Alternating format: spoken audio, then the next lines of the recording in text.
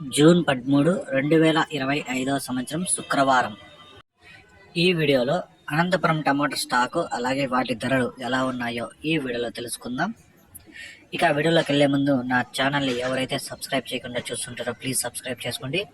అలాగే నిన్న చూసుకుంటే నాకైతే ఒక ముగ్గురు అయితే సబ్స్క్రైబ్ చేసుకున్నారు, వాళ్ళకి స్పెషల్గా థ్యాంక్స్ అన్న. ఇక టోటల్ నా 43 మంది సబ్స్క్రైబర్స్కి అందరికీ ముందుగా థ్యాంక్స్ అన్న.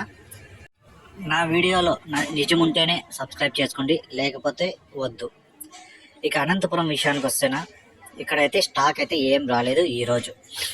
ఎందుకంటే నిన్నైతే ఒక 2-3 రోజుల నుంచి ఇక్కడ వానలు పడుతున్నాయి. నిన్నైతే వానలు ఎక్కువ పడడం వల్ల అయితే స్టాక్ అయితే రాలేదు. ఇక వేలం పాటలు కూడా ఏం లేవు. ఇక్కడ రైతులు కొంతమంది తోటల దగ్గరే అమ్ముతున్నారు. అంటే ఒక 20 బాక్సులు 30 బాక్సులు అంటే లోకల్లో అమ్ముకునే వాళ్ళు అక్కడికి పోయి తీసుకుంటున్నారు.